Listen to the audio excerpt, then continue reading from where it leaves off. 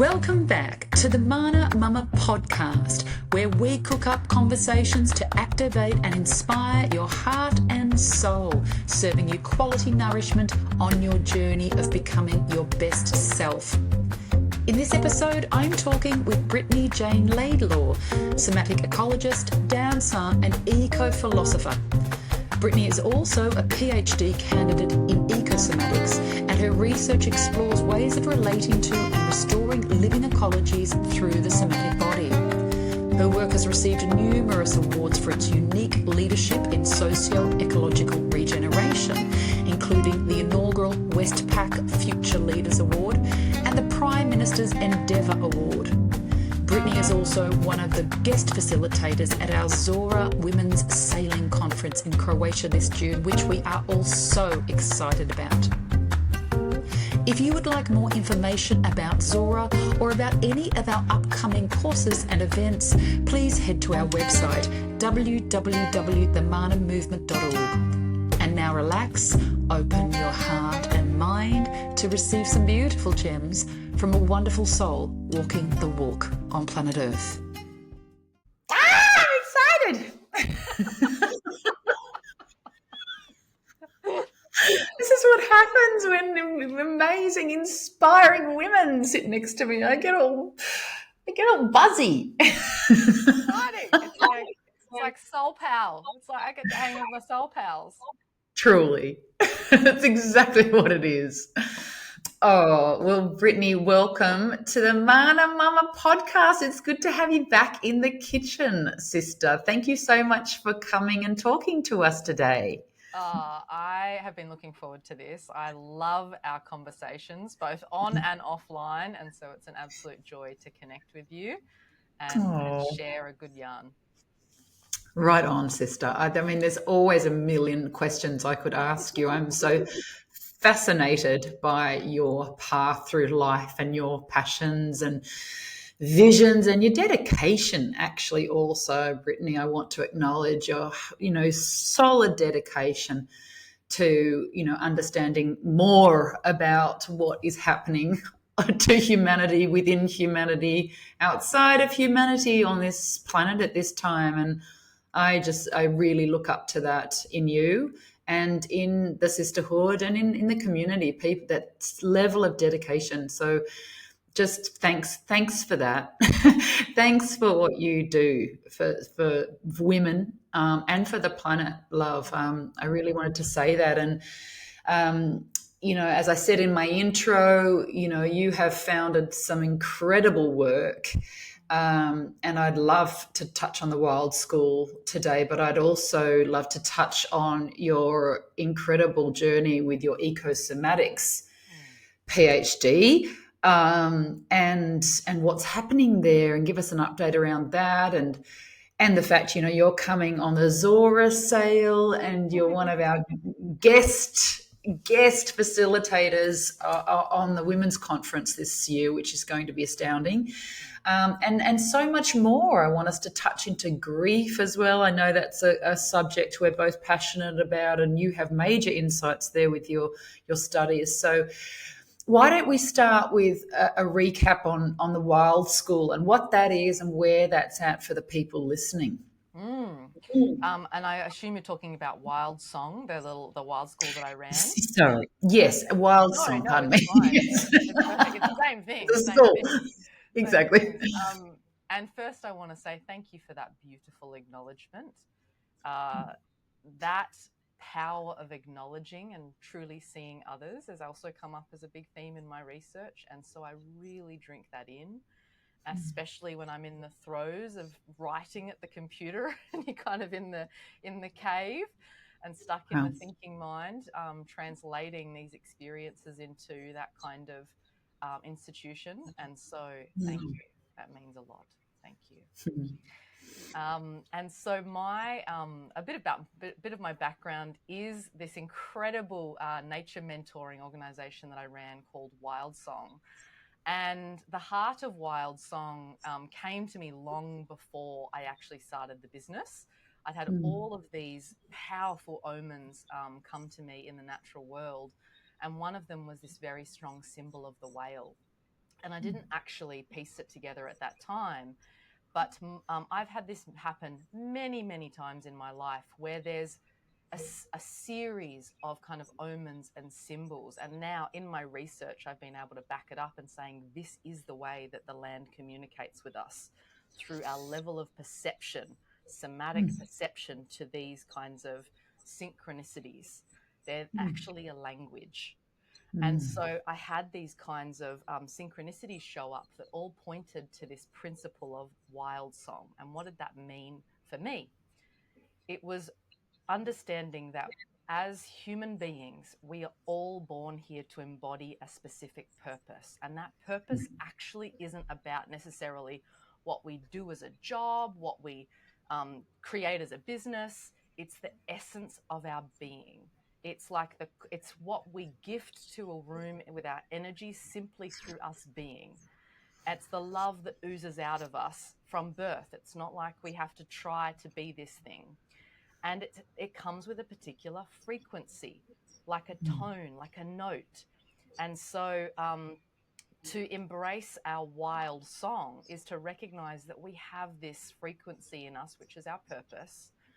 And unfortunately, over the course of modernity, we've had all this stuff piled on top of it, whether it be through the traditional education system, maybe the lack of support in our kind of family systems, you know, the loss of village, all of these things that create this kind of layers that go on top of that soul song, let's say. And so to actually kind of rewild that is to really unpeel all the layers that are not you, you know, the identity that you thought you were, the career that you thought you were. It's removing all of the labels, all of these ideas of self, and getting back to the true essence of that. And so that's where the heart of Wild Song came from. And I personally felt like I had a personal passion with working with young people, but I also felt like there is such richness or such almost return on investment in nurturing these hearts of these young people when they haven't been burdened in the way that a lot of adults have. Now, I have worked with adults, and that's an absolute joy, but my passion became really protecting or safeguarding, really becoming a guardian of this precious soul song that was still existing in these young people, and how to nurture that. And what I learned was how we nurture that is three really key things: is connection to nature, connection to the natural world, being held with the great mother, maintaining that thread, which is really maintaining their thread to creation, to God, to source. Really, that's just the manifestation. It manifests in nature. The second is connection to village, connection to a community, being held in a sense of kind of belonging, a sense of communion where other beings can recognize you, can acknowledge you. You know, there can be this exchange, this reciprocity.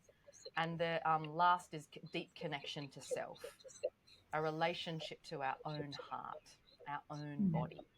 And so Wild Song was birthed to really support the cultivation of these three principles in young people's lives. And we did that by having the most amazing wild school, where we had daily adventures that we did a mix of kind of like bushcraft skills with empathic relating. And so a lot of like emotional holding, teaching children about their emotions, not, you know, pinning them out and saying, hey, you're disrupting the class. We really like held people, and we had really amazing mentor ratios to do that. So we could attend to a child's needs really specifically. And I loved that work. I absolutely adored it. Through the throes of all the COVID era, the crazy time era, I ended up moving to Tasmania. And so that program was based on Bundjalung country in northern New South Wales, Australia. And I ended up taking some time to work on my PhD and move to Tasmania. And the project got put on pause. But I say pause very intentively because if anyone knows, a PhD is like a freaking a 5-year marathon, and it's intense. It's been one of the most intense things I've ever done, because it's so focused on the thinking brain and really being focused on the head, which is just not my particular forte. And so I had to kind of pause the work that I was doing with Wild Song, knowing that when I become a mother, those things are going to be very much a priority. But knowing that work has kind of shaped me in the way that's it's prepared me for the next chapter. And so that's the work that we're doing with Wild Song that grew into the work that I also did with women. So we started working with children, then I worked with women, kind of going, okay, great, we've got these foundations set with the young people. How do I work with women? And so when I talk about shelving it or pausing it, that's more the children's side of things. But the thing that's kind of the line that's continued through is the work that I do with women. And so that is along the same essence, is how do we support women who have had all that stuff on top put on there? How do we support that unbecoming and coming back down to that true essence of self? And it's the same principles. It's the same principles of connection to nature, relationship with a village, being held in community, and also deep connection to our body, to our heart, to our own humanity.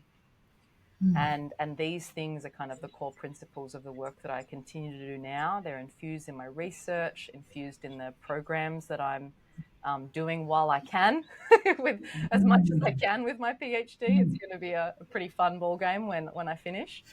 But that's the kind of summary of how my relationship with Wild Song has really birthed so much of the work that I do now and informed it, and also still trickles through to a lot of my passions and projects today.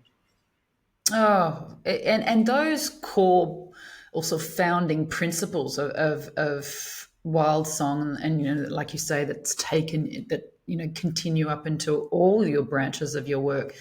That's really where we meet. Where you meet with Mana as well? Like, those principles are so important to us at Mana as well: connection to self, connection to community, connection to nature, and especially that piece that you said about it's simply about removing the stuff that is sitting on top of us. And that is like absolutely one of the major sort of mottos, unsung, I'd say, really, of Mana, but it's an underlying knowing that, we don't need to touch the positive. We don't need to touch what we are already. We are already our wild song. Like you said, we come in with it. We're born with it. It's a frequency. We don't need to work that out. We simply need to dissolve what is not us. And so, like, your work with Mana, it's like we just go for the untruth and dissolve that and illuminate it and get very clear on the untruth, so we can move it out of the way. And then we just naturally, the song, the wild song, just can flood out, So I love that that's how you put that, Britt. I so agree with that. And this wildness, like when I first came across you were up in the Northern Territory, I reckon. You're up there. Yeah, when we first crossed paths. Yeah, and you were dancing. You were dancing. And so when I first came across you, I was like, oh, this woman's all about dance and embodiment. And that's how it looked, tracking you over social media many years ago. Can you tell us about that? Because dance is not just a 3D thing to you, and of course not to so many people listening that are passionate about dance. But can you share with us about that? Because I know that weaves into all of your work and your PhD as well. Tell us about your connection to dance. Yeah, thank you for asking that question, because it's evolved so much, my relationship to dance. And you're right, it's educated me on what it really is. I think in the kind of predominant Western culture, it's become more of this performative art, and that is a quality. but it is so much deeper. It's so much richer, and it's actually a key quality of our relationship with the wider ecology and our relationship to source, God, universe, whatever language you like to use, spirit. So my relationship to dance and how I define it really started when I was young. I was a dancer. I was putting on those performances for my family. You know, we Yeah. were in the living room. You could not hold me still. I was just dancing away, choreographing routines. I was that kid at school in high school, and I remember my friends told me memories, and I'd be, you know, in English class receiving a lesson, and I'd be dancing with my fingers because I had to sit still, and I was choreographing routines because Get I it was in. a mover. I was a mover. And Yes. so, funnily enough, obviously it was very healing and I loved it when I was younger, but funnily enough, I actually put it down for some time when I ended up going traveling overseas once I graduated school, and was really just exploring myself. Like, that had been my identity for so long. I also was exploring my relationship to environmental studies. That was a big theme. And it wasn't until I had kind of what I would call my breakthrough, which really came about early 20s. There was a lot of that stuff, those layers on top that I hadn't intended to, that were really weighing down on my heart and really weighing down on my body. And so when I came back to Australia from being overseas, knowing that I had to start attending to those layers in myself, the thing that came back to me was dance. And so I really got reintroduced to dance as a kind of medicine, as a healing modality, which stayed with me for some time. It was very rich, that relationship, understanding the power of dance movement therapy and some of these more ecstatic forms of dance and free form and just allowing the body to express, which was funnily enough new to me, even though I'd been a dancer my whole life. And so that kind of taught me as well, even though people are performative dancers, doesn't necessarily translate always to embodiment. Correct. And so I can tell that I wasn't fully embodied, even though I had been dancing for a long time. So this really introduced me to even the conversation or the word embodiment. And I kind of started this next layer of my relationship with dance, which was rich. That led to my master's thesis on that merged dance and ecology. And that was kind of the beginnings of what shifted to a much deeper relationship to dance.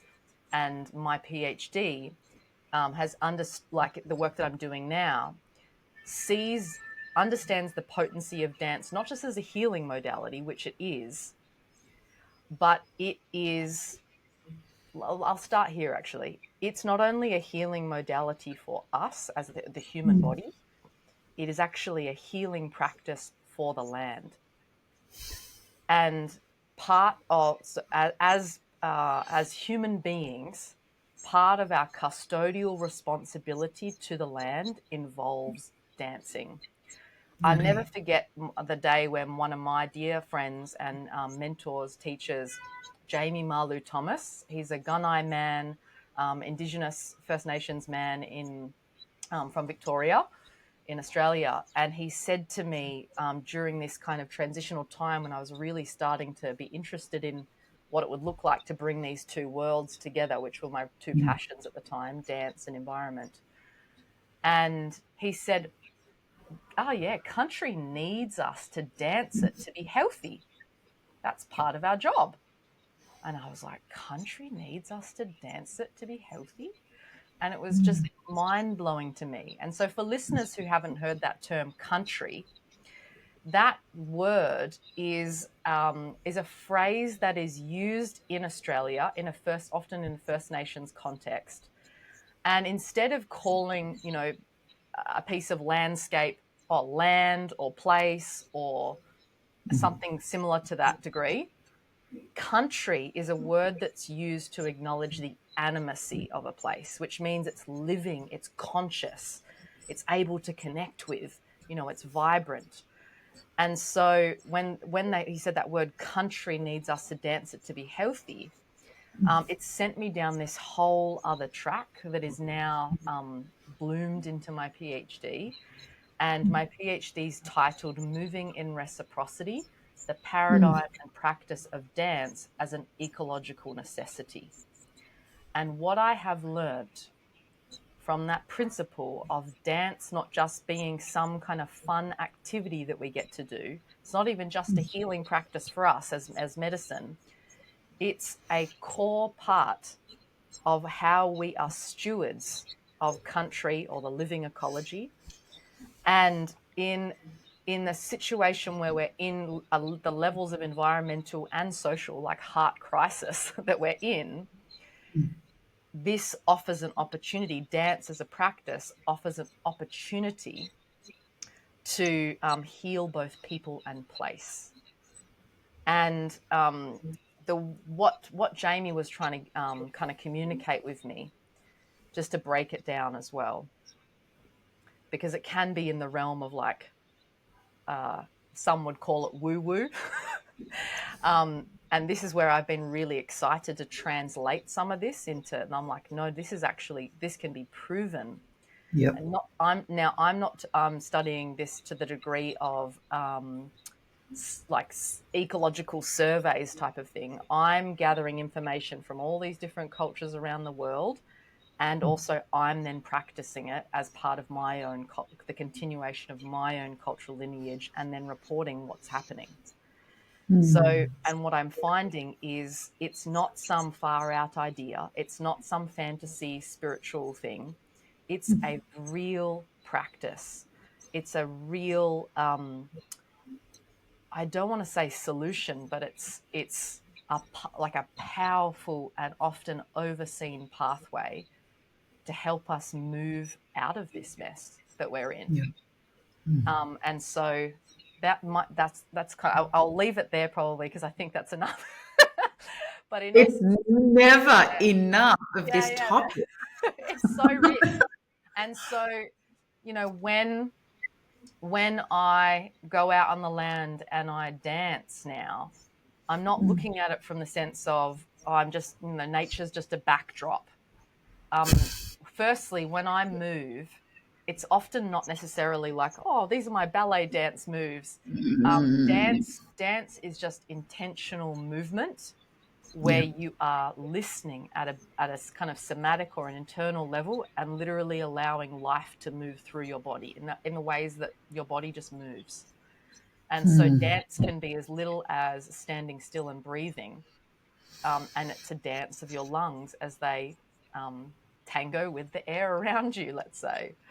So when I go out and I dance and I consciously move like this in the land, I know that in doing that, not only am I participating in these processes of becoming, where now my research shows that when we go out and do this consciously, it enables us to see country or see the land as that animate force that I was describing. So not only does it shape my becoming in terms of my level of reception or perception, my level of worldview in regards to what country is and how alive it is, not only is it shaping that, but I'm also shaping the health of the land itself through me being there, through me engaging with it. And to finish off, the thing that I want to kind of say is, to make this really, really simple, is if we were in a room with another person and we don't look at their eyes, we completely ignore them, we kind of turn our body from them, over time, if that person is never kind of attuned to, if is never connected with, what happens to that person? Their soul starts to shut down. They become unhealthy. Their heart covers over. They lack their vitality. They lack their health. So what we understand now, and what I'm studying, is that the land is no different to this kind of person. The land, country, is this animate presence, this force, just like a human being that is dying to connect with us. And we're forgetting, and it's no wonder the land is getting sick. And we're getting sick because we need that too. That fills our spirit. And so that's what it is at the simple level. it's like coming home to this family that's there waiting for us. And, you know, in my experience, when I've had these moments of profound connection, it feels like the land is saying, you know, obviously this is in the realm of subjective experience, but it's like the land is like, hooray, they're home. She's home. She's back. You know, she's remembered. And that's really that's what the potency of this work is showing me. Can we just pause? I just feel so deeply moved when you talk about how Mama Earth, in her incredible patience with us, Yeah. celebrates it when we remember and connect and communicate and acknowledge her, like you've said. And I love this. I love this area. I know this area, Brittany. I know it. You know, of all the places on our planet that I connect to most in terms of country is the Andes. And I had no idea that I had a connection to the Andes until I got there. And, you know, I had, you know, Puma reading my coca leaves saying, oh, Pachamama is so glad you're home. You know, she's never gonna let you go now. And I remember feeling at that time just like, what is going on here, this deep connection. But if I, like right from the very beginning of arriving in the Andes, my hands and arms as I walked in the mountains would be, and just naturally do it. And it wasn't until after the practice, the movement of it, that I started going, what am I doing here? And then the consciousness started to dawn on me that I was tracking and reviving very ancient water lines that, you know, where we don't see the water above the ground now. And that's what I feel to do every time I'm walking in the Andes, you know, with or without Wachuma. My arms are moving along and swirling and directing very far away. And I know this area so much, this like dancing up country, you know, and yeah, it's profound what you're doing, Brittany, taking this ancient truth and translating it into a format that, you know, people who haven't been so aware yet of energy and this sacred exchange between humanity and the earth, that they can open into this. Like it's so needed. And like it's oh God, it's such a homecoming even into ourselves when we trust ourselves with that. You know, like when I was sort of moving, whereas, you know, when I do this in the Andes, I'm just like, I noticed a couple of times the mind coming in, oh, what do you think you're doing? You know, which it does, because that's what the mind wants to do, limit our spirit and limit our ancient knowing. And I've lovingly just pushed it to the side. I don't even know what I'm doing, but I know what I'm doing. Do you know, like I don't have to get it here. It's something embodied that bypasses the mind completely. Yeah, I feel very moved, you know, discussing this. And yeah, I'm just so grateful for the work you're doing. And yeah, I'd love to ask you, but I'm going to pause there and I can edit this out. I just realized my laptop's not plugged in. Give me 1 second. It's going to have battery in any second. Here we go. I'll check my battery while you're doing that. I often forget that. Okay, there we go. Just try and slide into where I was. Real life. Yeah, real life. Yeah, I'd love to ask you, how do I put this into words? What is it? How can people at home, you know, people listening to this podcast, step into this? Do you know, if they've not danced like this before for country, you know, can you give us some guiding steps so that we can be a part of the dancing solution, to restoring the balance on Earth. What can we do? Yeah, beautiful question. And the first thing I want to say that I think will be helpful for a lot of people is just remove any idea of what you think dance is supposed to look like, what it is, because it can be so simple. It could simply be moving your hand across the tree bark. It's just conscious movement. And what I mean by conscious, it means you're present to every sensation. So the thing that I personally believe is going to be the big shift for a lot of us that can offer practical steps to this too is training our perception. There's an incredible author who has influenced a lot of my work called David Abram. He has a book called Spell of the Sensuous. And in essence, not just in that book, but in essence, it draws on this principle that the reason why we are in this state of disconnection from the natural world is simply about a level of perception to it, like sensitivity, let's say. So you could have two people walking down the street or like walking through a forest, and one person, because they have been raised in maybe a very heavily modern context, weren't immersed in the natural world, or maybe there's just a lot of stuff like that emotional stuff on top that prevents that level of sensitivity, which we can talk about that as well, because that was a big theme that came through the importance of doing our emotional work, like our heart healing work, in order to make ourselves receptive to these communications from the natural world. So you have someone like that walking in through the forest versus someone who has maybe grown up in a communal village that's very nature based. They didn't have traditional schooling and they got to be outside and exposed to the environment, and their bodies literally began to fuse with the natural world. And what that means is when you're consistently immersed in the external environment, in outdoor environments, particularly as children, your body your body movement, therefore your brain map actually maps differently to if you were inside.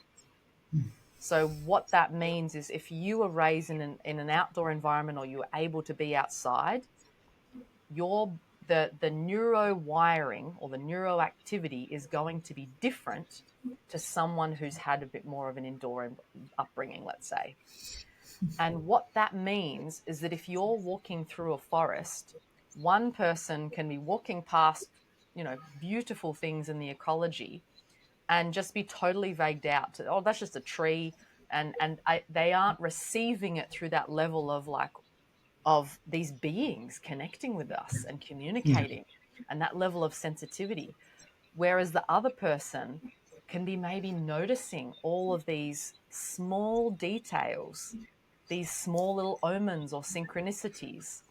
They're receptive to the way that maybe they asked a question of the land, and then they noticed the way that the wind whisked through their hair. And so if we look to a lot of indigenous cultures or earth-centric cultures that had that kind of upbringing of raised in village culture, and were immersed in the outdoor environment, what we know, and this is what the science shows, that there's a whole level of perception to the ecology that they have that a lot of people who didn't have that kind of upbringing don't have. And so the good news is there's something called neuroplasticity, and we can train that level of perception. We can train that level of sensitivity. And how we do that is starting to slow right down. And so a perfect example of this that's so easy to do is next time you go for a walk in nature, maybe you go for a walk through a park, or there's another place that you enjoy, notice the tendency to have this kind of A to B mentality, or I'm going out here for exercise, and we have this kind of tunnel vision that happens of like, okay, I've got 30 minutes to fit in my morning walk. I'm just going to kind of do my thing for exercise. And you're walking through this place where there's all these beings there. And, maybe you need to do that a couple times a week, but where you can, see if you can let go completely of an agenda, of an A to B mentality, of a kind of directionality, and simply be curious. And be curious with your body. Notice where you feel drawn to. Notice, just like how you experience in the Andes, you're like, oh, I feel something that I can't explain mentally, but I just feel incredible here. Something is alive and awakened in me, and my arms want to move like this. That's exactly it. Having that level of suspending the mind as being suspicious, or having a job, or having a place to go, suspending that and just being curious, just letting yourself explore. And majority of the time, it will start to attune. This is like the attunement of our nervous system, like when we're babies. We start to attune to particular sensations. And so maybe you run your hand over the tree bark, or maybe you start to really notice the way that the ground feels beneath your feet. Maybe you feel inspired to take your shoes off and actually start feeling that with the soles of your feet. And just these small kind of acts of attunement can start to train our sensitivity, so we don't just kind of bowl past things that are actually occurring. And so lots of people, I work with a lot of people that say, I'm just numb, like I don't feel anything. And the reality is they're not actually numb. The mind has just not prioritized that as an experience, and has basically just cut that off. And so the body is still experiencing sensations. The body's still experiencing something. But because we haven't trained our neurology to either prioritize that, to see it as important, or to notice it, it's just numbed it out. But as you start to do this, you'll start to notice that, oh, I feel actually more sensitive. I'm actually picking up on certain sensations that I didn't notice before. To the degree where I started practicing this, and one of the tools that I started using a lot was called wide angle vision. A lot of cultures that do like tracking animals, hunting animals in the bush, utilize this skill. And so when you're a tracker in the whatever wild ecology you're in, you have to be so somatically attuned to your ecology, because you need to know where all the animals are, if you're going to disturb the animals, particularly if birds are going to notice you, because a bird might send an alarm call off and then all the animals will know that you're there. And so they have to be so tuned in. And one of the key things that that trackers do is, instead of having this kind of tunnel vision, they open their eyes to a wide periphery gaze. And so it's soft eyes. And we think about how little we do this in modern culture, particularly with the advent of screens and things. We're constantly in this kind of tunnel vision, instead of really opening out to sense our wider ecology. And as I started to practice this more and more, just as a kind of fun thing, what I noticed, and this is a bit of a gimmick example, but it proves my point, is that I started becoming so sensitive to things that were happening in my environment, to the degree where my body would notice and turn before my mind even caught up as to what was happening. And the perfect example of this is I became like a whale spotting ninja, where I'd be walking down the beach and my body would just randomly turn, like it wasn't mental activity or something is occurring. It was a pure somatic instinct of bam, my body turned, and it was the exact moment the still water happened, and then the exact moment the whale burst through, because my body started to become trained to pick up on these changes, these energetic disturbance in the environment that we're actually very able to detect. Our body can be attuned to that level of sensitivity. We just have to practice it. So that's what I would say as something that you can start doing now, is start training your perception. And if you go deep down this rabbit hole, David Abram, his work, my research has shown this specifically, is that what this does is it starts to train or rewire, let's say, our neurology. And it develops what's called body maps. So the ways that we start moving, the ways that we start feeling, they shape our neurology. And it is through this shift in our perception that our neurology shifts. And when our neurology shifts, so does our worldview. Now, what happens when we shift our worldview? We are no longer in a Western worldview of seeing the land as dormant or as this thing, or ourselves as disconnected. That's also a big myth, that I'm numbed out. I'm disconnected from my body. I'm not connected to the land. As we start to rewire, we shift this worldview and our worldview then reflects more of what I would say is an indigenous worldview, and that's not specific to a culture. It's more that level of wildness, like that level of truth, which is just an innate human quality. Yes. That's what I would say as a great starting point. And if you go further and further, that's what you're actually participating in consciously, is reshaping the way that you see and relate to the world. And that is at the core of why we're in a lot of this hardship at the moment with relationship to our own bodies and the earth. 100%, 100%. And yes, the level of numbness amongst humanity, I really, do see is in direct relationship to the level of violence and destruction that's going on our planet, and the way that we can just that it's happening is because we are not feeling, and Zach Bush is talking about, all the scientists are now talking about this, like we need to feel more. We desperately need to feel more. It's not a sort of fluffy, self-indulgent little thing. Like it is actually coming back to the cosmic blueprint of a human being's makeup, and what we're here to do as guardians of this planet. It's right into the heart of that.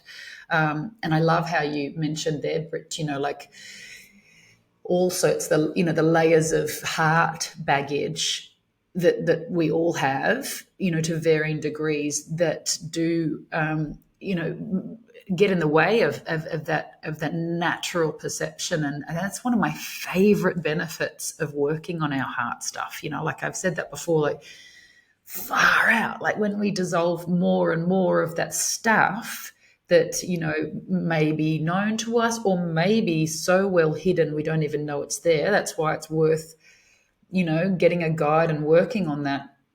Is because of the blessings from nature that just come flooding in, like the ecstasy of connection with nature, where it's a sunset is not admired, it is felt like right through you, and that is available to every single one of us. And people think, oh no, it's either woo woo, or you have to be some kind of Jedi to experience the depth. And it's no, you just have to just peel back the untruths, the illusion, the upsets that we've built up, and that's just so natural to us. I love that. And you talked about the tracking, and that's so cool to like in the soft focus. I'm definitely going to practice that more when I'm even in the busy streets of Paris, just like the perception of everyone around you with that soft focus. But I want to ask you about, because you were tracking recently in South Africa on that TV show, weren't you? Where you were literally thrown into the wild naked and you had to work your shit out. And of course, you knew what you were doing because you've dedicated so much of your life to this. But can you tell us a little bit about that experience, and how, what we're talking about aided you, like in a very real way, to survive, in the wilderness of Africa? Yeah. Beautiful question. I love talking about my experience in Africa because it was a game changer. And the thing that I just want to quickly put in there, when you were sharing about, to feel what's going on in the natural world, or a part, in our bigger family, in our bigger, wider family, is so natural to us, but it's all of that heart stuff that gets put on top. And I will never forget, I met a very powerful and wise Mirrawong elder. So the Kimberley area of Western Australia, that Mirrawong country has been such a powerful place for me. And Auntie Edna O'Malley once said to me, she asked me with genuine curiosity, she said, why do people do what they do to country? Don't they feel that in their bingy? And the bingy is this feeling center, which is just below our belly button. It's like almost it's our womb area. It's that kind of feeling hub in our core, let's say. And she said, don't people feel that in their bodies? What they're doing to country? And I said, no, because I think they've just become desensitized because of all of this hurt, because of all of this upset. So hopefully we can talk about that later, because it is actually innate to have that level of sensitivity, but there are just things in the way that we can work on and come home to that. But back to Africa. So South Africa.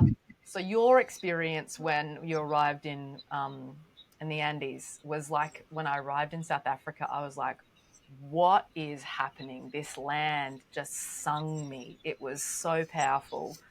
And it was just almost bizarre, the fact that I ended up there. Very similar kind of omen.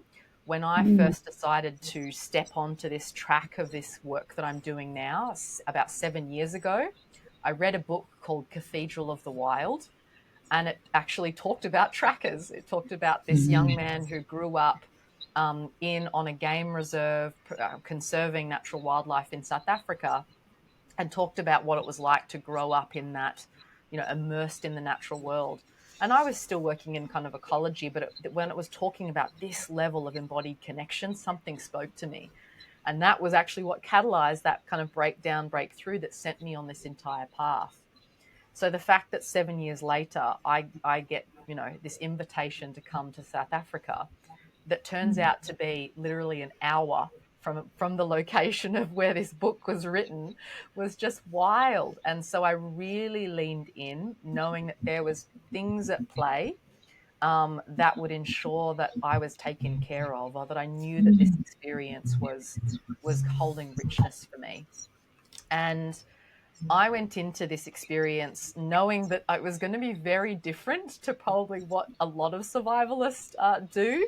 And so if anyone's watched some of those survival TV shows, the kind of mainstream narrative is very much like man versus wild. We got to dominate nature. Like some people were even saying in there, we got to make nature our bitch. I was like, oh God, you guys are in a tough time. Good luck. Exactly. I was like, oh God. And so it was a very interesting culture to kind of be thrown into. And I remember at the end of the show, the producer said to me, "We've never seen anyone do this like you have." Right on, girl. Because I treated it like a ceremony. So when I went in, the whole principle of the show is naked and afraid. And so you're naked, you're literally stripped of everything, and then you're given 2 items and you're given the opportunity to survive. Hopefully you make it to 21 days, so 3 weeks. And it's a capped experience, so it's not like just as long as you can survive. Yep. And for me, I thought, wow, what a powerful opportunity for kind of like a vision quest type of experience. And so for anyone not familiar with that, it's a traditional kind of ceremony. It's been contemporary, spread in the contemporary world, but the origins of that specific formula of the vision quest originated in Native America, but there's cultures all around the world who have these practices, which is essentially going out solo in nature, sitting in the wild, sitting with yourself and asking for a vision.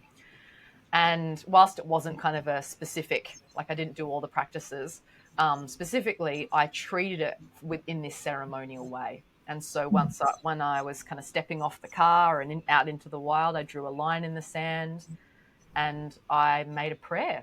And I just offered my gratitude to the land of being taken care of, and promising that I would be, as best in right relationship as I could, and giving thanks.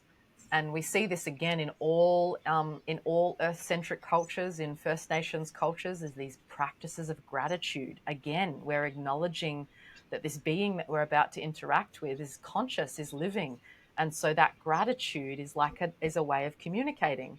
The book Braiding Sweetgrass by Robin Wall Kimmerer offers beautiful conversations around that for anyone interested.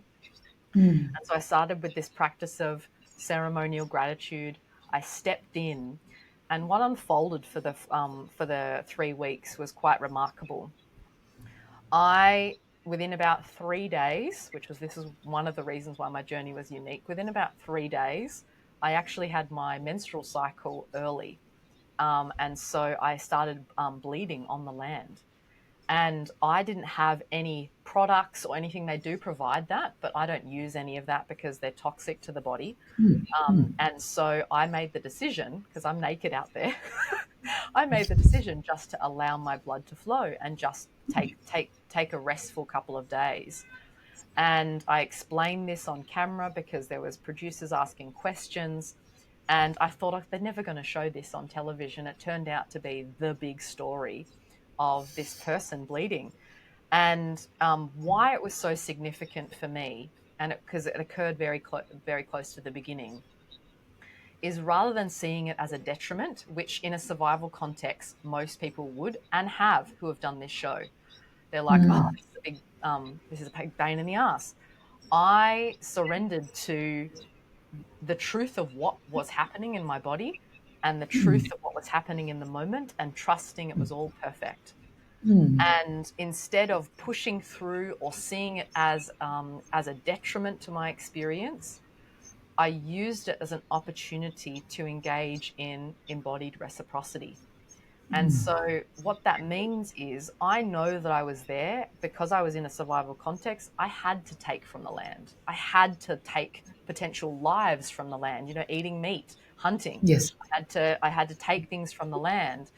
And so instead of going in with this kind of more predominant Western worldview of I've just got to take, I'm here to survive, and operating from that same mode of being, I thought, what a powerful opportunity to, instead of just coming in full throttle, actually taking a pause and reflecting on what am I willing to give? How am I willing to give of myself, and literally give of my body, give of the nutrients, the energy, the essence that is me, and be willing to offer that in a way to really fertilize, both metaphorically and physically, fertilize the earth in gratitude so I could then receive. And it became this incredible ceremonial exchange. And then what occurred after that was I felt so looked after. I didn't push, I didn't force. Probably the most challenging thing was was with another person at a particular time that was more in that kind of push force way of being, and it wasn't necessarily wrong. We just obviously came from different worlds. And so that was probably the only challenge, is where those kind of worldviews clash. The human. Yeah. The human. Yeah. That's just the human dance. But a perfect example of this that I like to share is that there was this incredible moment when we hadn't caught any fish for a number of days, and it was getting to that point where I was like, okay, a fish would be really great right now, because that was kind of the most likely food that we were going to get. And I didn't panic. I wasn't in this kind of like, all right, we got to dominate the situation. We got to make shit happen. I started digging this well. So I was digging a gypsy well, which is kind of a drinking source.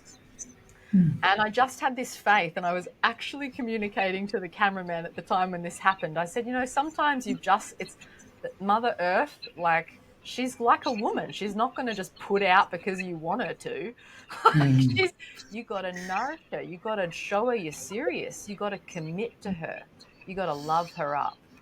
And literally, as I said that, I scooped my hand around the edge of this well and I pulled out a whole bunch of frogs. And that was the perfect bait for our fish, and we got fish. And it was this perfect example of exactly what I was talking about. And so I felt incredibly grateful, because it was like this, a reminder of our blueprint. It doesn't have to be so freaking hard. We only make it hard because the mind has a particular way of being that has us running around in circles, actually, for no reason. and some of us do this our entire lives, it can actually be so much easier if we just come back to that blueprint and we're actually really taken care of. And so, Absolutely. I'm grateful to have that embodied experience. I won't lie and say then trying to integrate that into my everyday life, like that's been my challenge. That's been my work since of going, okay, I've got the blueprint and I've had beautiful experiences which kind of help that and ground that too. But then how do we do this in our everyday life? How do we do this shifting of maps, from this, like, from this kind of mode of being to a totally different way, a different map, a different worldview. And that's why I'm doing this in my research and I'm exploring this in my own life, because I feel like this is very important for us as a humanity. Absolutely. This increase in perception, and the delicacy of the fabrics, the energetic fabrics of the field around us. Like, there's just so much depth in that. And I think an increase in perception of that, like you said, does actually start to shift the worldview, like remaps, reprograms, shifts a worldview. And, for us to just like continue to focus on dissolving the very, very sick worldview of a Western society that most of us here have been, programmed under. One of the major illusions of that society is the lack, that has us all forcing and pushing and dominating and striving and, that lack idea, which is a whole bunch of rubbish. And like you say, like it can be so much easier, like even within Western walls and Western cities, it can be so much easier to scoop up those frogs when we are operating, from a natural, like an integrated view, like that your work guides us into so beautifully, that that we're part of, we are such a part of, not separate to, not just the surroundings, but the cosmos. Like, we are, we're born to be looked after. Like, there's, we look at this in the humanity training, don't we, with that key of flows. Like, there's so much trying to flow into us. It's so much, and we are the ones, the mind is the one blocking it. So it's kind of like, it's amazing how dancing can take us home. Like you said, not the look at me dancing, but the feeling,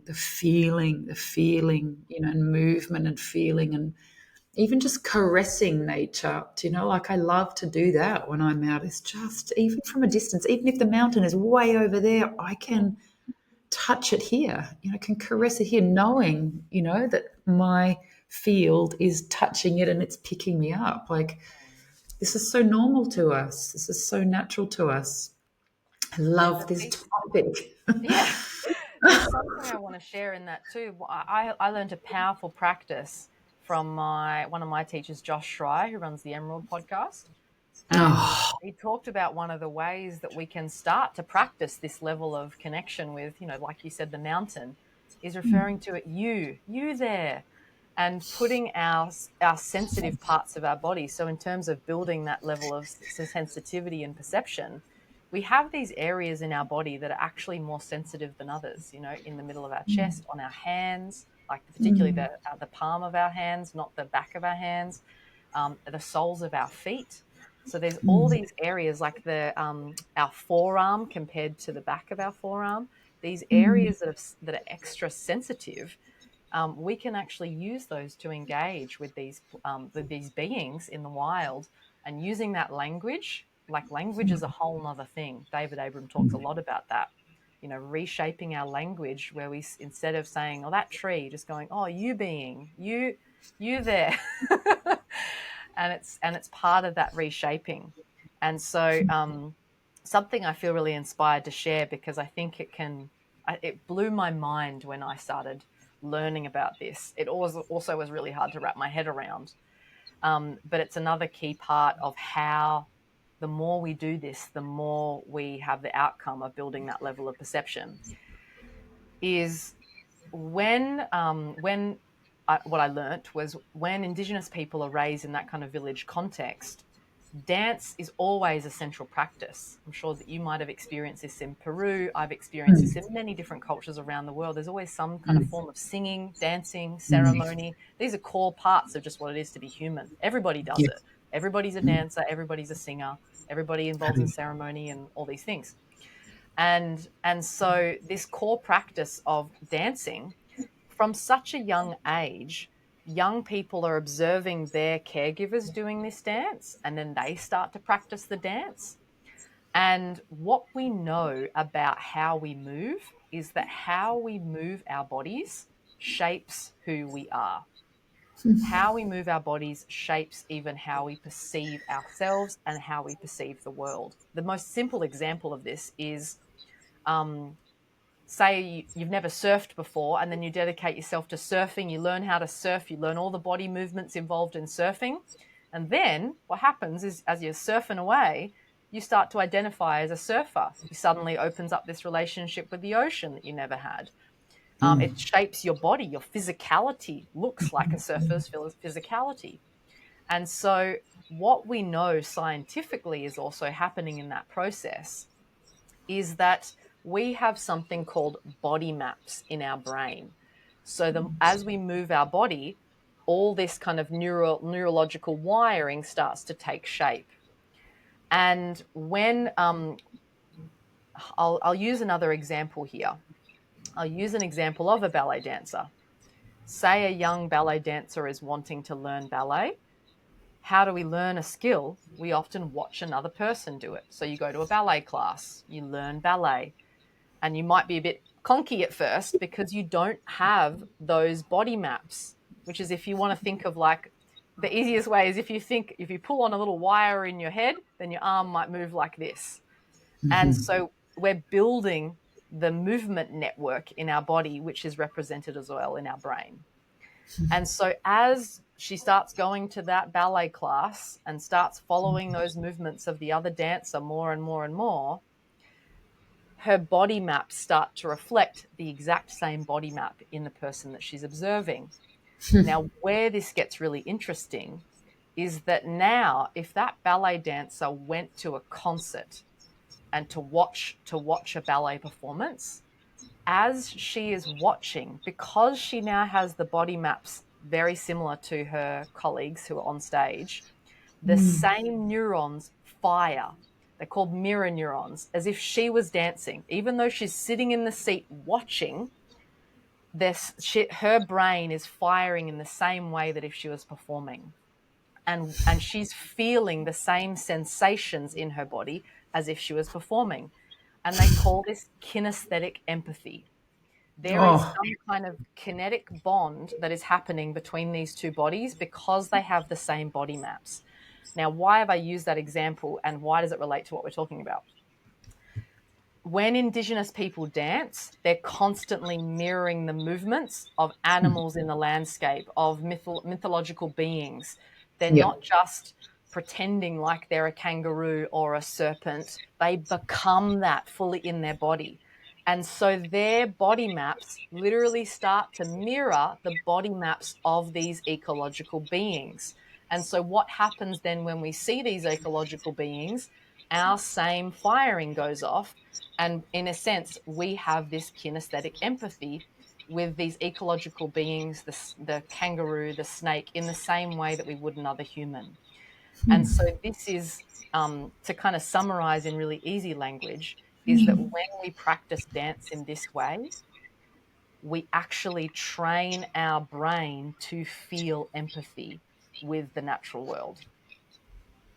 Because we're not sensitive, because we only feel empathy to things that we feel connected to ultimately. And so how do we develop that connection? Well, we develop it through developing our body maps, and then empathy is second nature. It's not something that we need to do. Like Indigenous people don't need to try to be empathic to the natural world. They just are, because their their neurology is telling me that that is me, and I am, and that thing is, I am that being, and that being is me, and everything in my body wiring and my brain is telling me that. And so that's kind of some of the nerdy side of how this also works, and why there's so much richness to it beyond just like the fact that dancing is a lot of fun and makes us feel Oh amazing. my God, it's so fascinating. And in my research of this, without it being conscious, I would even wager that empathy of someone with the body map, that is attuned to a dance, watching others dance. I have had that experience, but crossing even soul lines. So, when I came back to the Andes, went to the Andes, and they're like, you're back. And like all the coca leaf readers were saying it, and the masters were all like, you're back. I remember not long after, maybe in my third year of going back, Master Puma said, you must go to Colloriti, which is a dance festival, right? And it's all these indigenous tribes from all around the Andes, not just in Peru, celebrating basically and dancing for, the Pleiades and the cosmic storehouse and the blessings of the Pleiades and the Seven Sisters and what have you. And I went to that festival, and I feel emotional even just remembering it. I was absolutely transfixed by the movements that the men were making, especially the men in their male dance troupes as opposed to the mixed or the women's groups. When the men were moving, I was like, I don't know, completely transfixed and transformed. I was drinking in every movement, and I knew it, And then even just being there that one time, whenever I'm in the Andes and I hear the traditional huayno music, which is a genre of, indigenous and folk music up there, my body just naturally makes the movements that the men were making and I have to say, I feel so blessed by the Pleiades this lifetime. Like, I'm just like receiving so much in my life of incredible blessing. And I know that it's got something to do with that, with exactly what you're talking about, but even jumping soul lines and past lives, which we know at this time, we are all blending from so many parallel experiences that really are just a spiral of time and an accumulation of soul knowledge. But I know what you're talking about. I've lived that, and it's real. It's totally real to be reactivated. To be reactivated. And I feel like saying to people listening, if there are parts of the world that your soul has always called you to connect with, go and dance. Look at how they're dancing in those places and see and be activated. Let your body maps, even crossing soul and timelines, be activated again, because this is definitely a part of our reclamation of our truth here and our role here, and the way we're going to guardian and be true custodians of Mother Earth. We're learning, we're babies.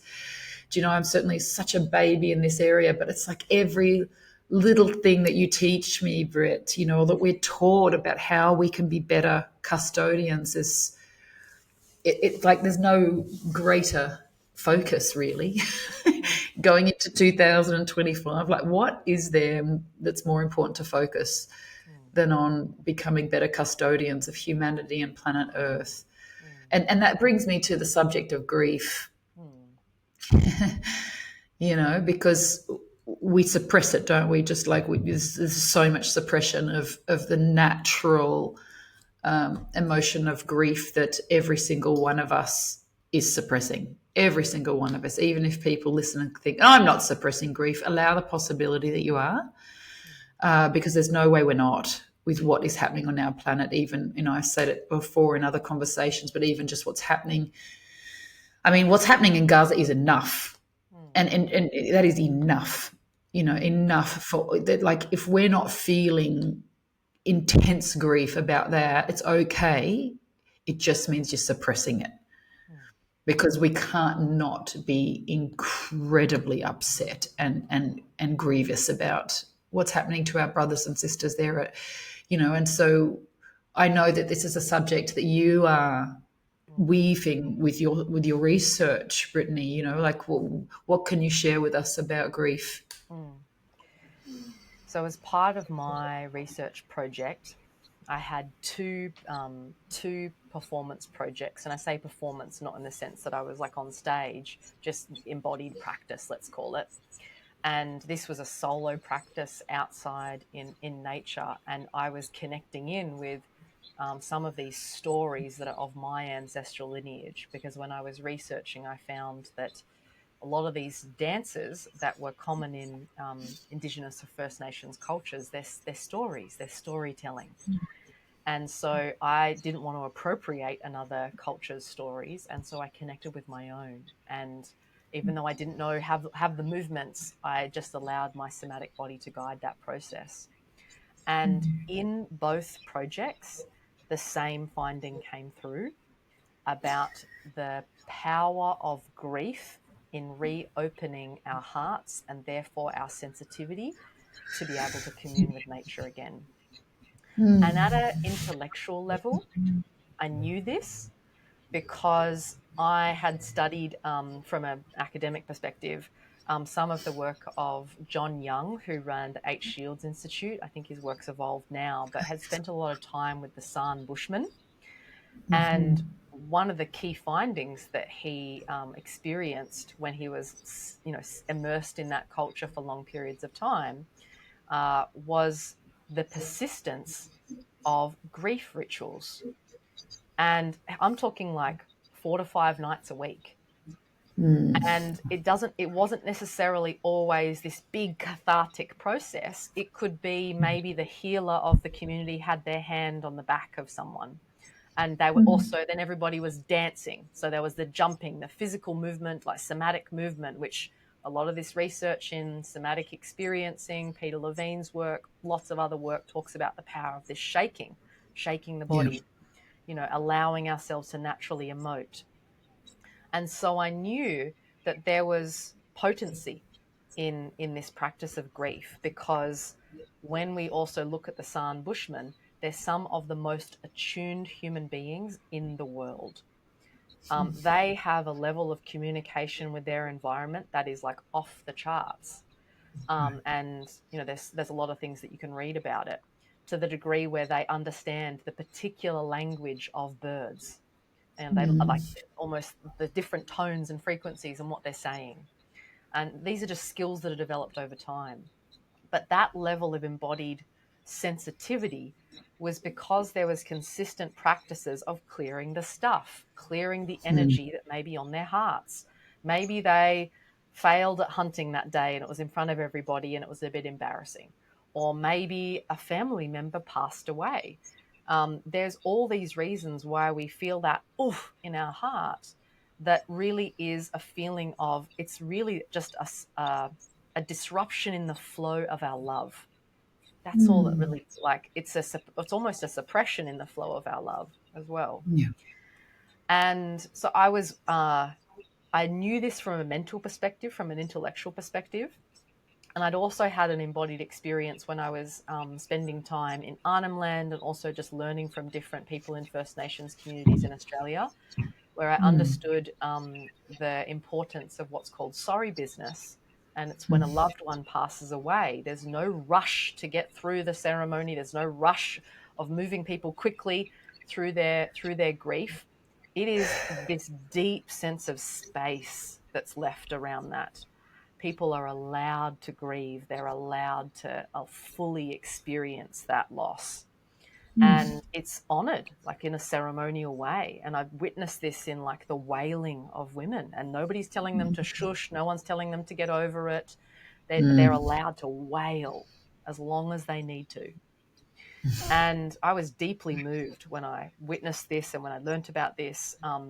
But then I was even more like, oh, wow, I really, really got it. Like it fully landed in my research when it showed up, because both of these practices had an experience where grief emerged, and I either had the opportunity to honor it and say, okay, this is what's coming up. I'm having this film that's going to be used for academic stuff, like, and here I am, like, sobbing. Am I going to allow the truth of what I'm feeling to come through? Or am I going to kind of, I'm doing a professional practice here. And I chose to honor it. And in allowing that to run its course through my body, to move with it, to allow it to have its, almost surrender to it, allow it to have its way with me, what occurred afterwards was this incredible opening. And the opening created enough space to have this new level of sensitivity to the land. And the way that I kind of, the way that I understand it, or the way that I kind of see it, is it's like as if our system is just clogged full of all of these things, so it's stopping us from being able to take in anything more. even love, even beautiful things. And Yes. so in the clearing out of that energy, it creates enough space in us to receive to receive connection, to receive those flows of love again. And so this has been such a huge outcome for the research, because my research is in a field called eco-Somatics, which is all about connecting to the land through the body, building relationships. And I haven't read any other people that have talked about this. There are people outside of the field like Joanna Macy in her work in incredible deep ecology kind of work. The work that reconnects is her body of work, talking about these kind of power of grief. But from an embodied sense, what I have discovered, actually, I'll take this to the step back. Eco-Somatics as a field says that we cannot connect, like it's impossible to connect with our wider ecology, the family of life, both on Earth and cosmically. It's impossible to connect at that deep level that shifts our worldview without connecting to our primary ecology. We can't do it. This is zone one, is our own body, our primary ecology. And what I found in my research is that there is no connecting to the primary ecology and doing that foundational work unless we are willing to connect with our grief. Grief is the doorway. Grief is the pathway. It is the portal to our deepest sense of love and connection with the world. And we think that it's maybe inhibiting that, or we've obviously, in a modern Western culture, there's been a sense of wrongness or shame put on the fact that we even are emotional beings, that we feel, that we have a body, which is crazy. That we have this body that senses and feels and emotes, and has urges and desires. Like, we've just kind of like cut that off. That's bad. And so, it's no wonder that this feels like there's a bit of a block, or there's a fear there, because it's wired fear, like it's trained fear. And so if we can even give this to ourselves in small doses, and how I do that is really just, if you feel that twang of like, oh, just being present with the body, allowing yourself to experience the sensation. Like I thought I knew what feeling emotions was until I really started understanding. I'm like, oh no, feeling emotions isn't even talking about them. It's physically feeling it in our body. And often it's wordless.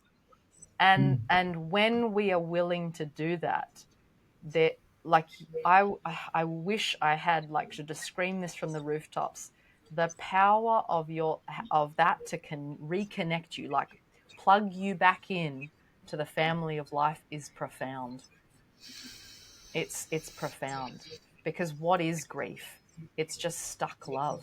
It's got love that's got nowhere to go, and isn't able to receive more love. And so in opening that up, we're available for everything that we're longing for. It's like it's a bit of a catch-22 in some ways, from that Western worldview anyway, is the pathway through is the one that we're avoiding. but it's so rich and so beautiful. So beautiful. That's right. That's right. I pray that we can all reframe our relationship to grief. You know, I think a lot will change on our planet as more and more of us do that. And so I think to close up, this conversation has been absolutely fascinating, and we could speak for hours, really. Just in this whole area of eco-Somatics and as a service, you know, as a pathway of deep service, it's just so inspiring. But I would love us to just let the ladies know out there about Zora and Brittany's contribution to the Women's Conference sailing in Croatia this year. You know, pretty much, you know, everything you've talked about today, I'm like, can we do that? Can we include that? Can you make sure you do that? Can you do that with us? Can you teach us that? Can you, like, there's so much that you just have such an incredible toolkit. And I just want to also acknowledge how bloody well read you are. And I know that one must be when you're doing sort of your level of research and what have you, but can we all just like aspire to that? If anyone out there is not reading, we need to read more, all of us, like reading knowledgeable people that have come before us. Like it's so, so important. We need to increase our intelligence, you know, emotionally and somatically, and I just wanted to acknowledge that. But yes, we had a little meeting, didn't we? Us five women leaders of Zora, and we were just like, whoa! Like it was a very big picture meeting. It was just more in the unsaid. We could all feel like the expansiveness of what we'd love to bring through for planet. Actually, not just for the participants, but for the planet on that sea. But you know, you talked about we talked about the connection to water, the role of women. There's so much there. But you know, what are you most excited to bring through at this point, knowing that it could change? But know, what when you tune into the trip, what do you feel like you're going to contribute, Brittany? Yeah, such a beautiful question. And I think I mentioned this on the call. The thing that I'm most excited about for myself personally and also offering to the women is getting to understand how the land wants us to be in relationship with it. And so, you know, I don't necessarily have a particular, this is my agenda of practices. Like I know that I've got this toolkit, but in arriving in a place, just like when you arrive in Peru and your body just starts to move and you're like, okay, this is what I feel called to do, because there's a co-becoming, there's a collaboration with place, with the ecology. And so I'm excited to meet this incredible ecology. It's like speaking to my bones already, and explore what it is to dance with this specific place. What are the energies here that want to kind of dance with us? How might we be in relationship to those? And how might we respond to the place instead of coming in with our ideas? And I think just even getting that particular template can be really powerful. Like I had a background in permaculture as well. And there are some permaculturists that still come in with that kind of design. But a key part of a lot of my teachers taught me was you actually sit with the land for about a year. Obviously, we're not going to sit for a year, but you sit and you witness, you observe their particular energies and flows in a land. And so when you design, you work with that place to accentuate its beauty, to accentuate the energies, to say yes to the invitations that show up. And when you do that, you're participating in, as I said, this kind of co-creative dance, but you are able to be supported by these kind of like allies of place in a way that you could, beyond what you could imagine. And in my experience, this is when like the most incredible serendipitous things happen and show up, because you're saying yes to being in collaboration with the land. And so that's what I'm really excited about, is getting to know the place and just, tuning my body, listening in, teaching the women how to listen in, teaching these skills. And, maybe some of the invitations won't even come to me. What if teaching these women how to attune in this way, how to rewire our nervous system perception in this way, they might say, oh, I feel called to do this. I was like, perfect, great, trust that.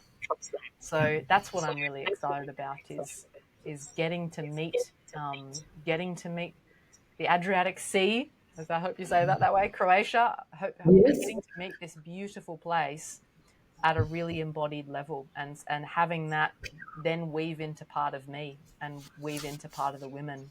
Because when we connect in that way, it becomes part of us. That's just part of the game. And so that's what I'm most looking forward to. Oh, thank you. It's going to be so incredible. Women, if you're listening and intrigued, just lean in and get some information from the Mana team about the Zora Women's Sailing Conference in Croatia, June 20 to 28.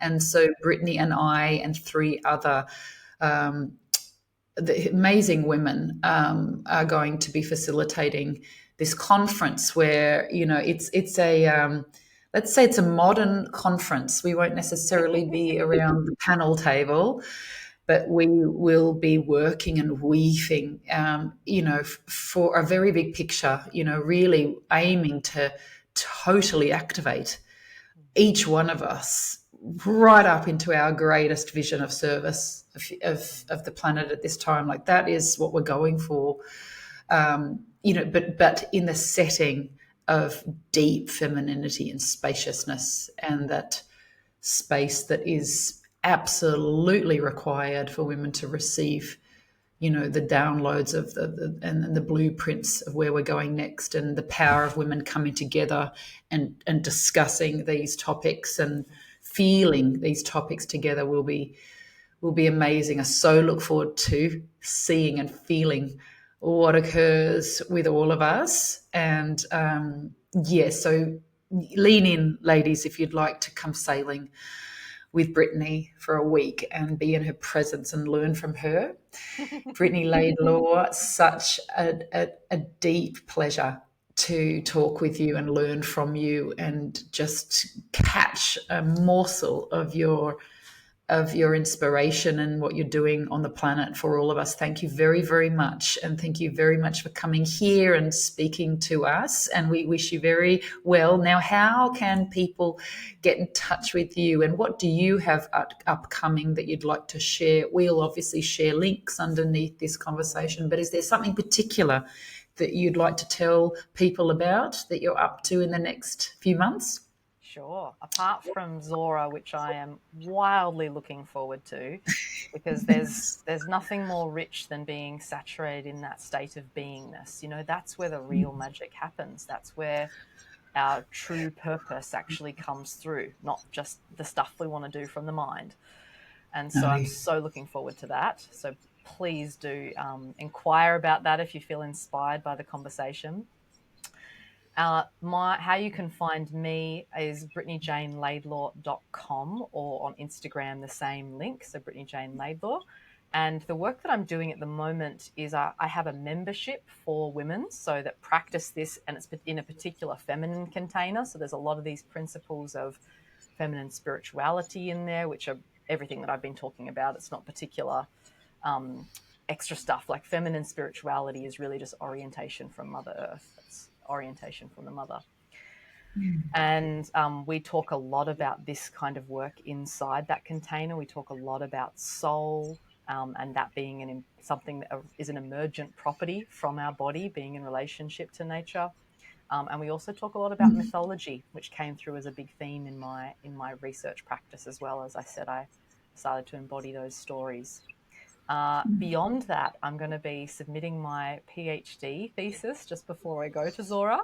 And so my plan is to translate that into a version that people can read. Obviously, the PhD version will be available if people wish, but yes, it could be a little bit dense for those who aren't familiar with certain academic language. So my vision is to translate that into a book that's a lot more digestible. And otherwise, if you do have access to academic journals or things like that, maybe you're a university student, you can also read my journal articles that have been published, the peer-reviewed papers. But for the time being, a lot of my energy is in my PhD at the moment. So there's very exciting things on the horizon, particularly in the realm of eco-Somatics, a lot more work that I'm going to be offering that translates my research into practice, and that's going to be available for everybody. But at the moment, it's a bit of a stay tuned. I'm actually going to use Zora as a powerful moment to, as a marker of that transition for me from PhD into a different way of being, and use that as my own opportunity to kind of birth into this new chapter.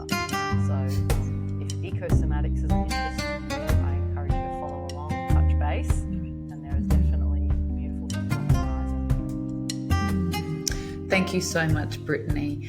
Best of luck with the next few months with your PhD. I'll be seeing you in Troguer, getting ready to board our boat. And yeah, thanks once again for coming and being part of the podcast. We love you very much. I am just absolutely thrilled. Like, there's few people that I can have this level of connection and conversation with, and it's just, I'm so appreciative of you and all the work that you're doing. I feel like that level of soul allyship is just, that line is right in for me, and I just am so grateful, so grateful. Keep going, back all the way. Thank you. I will. Much love. Bye for now.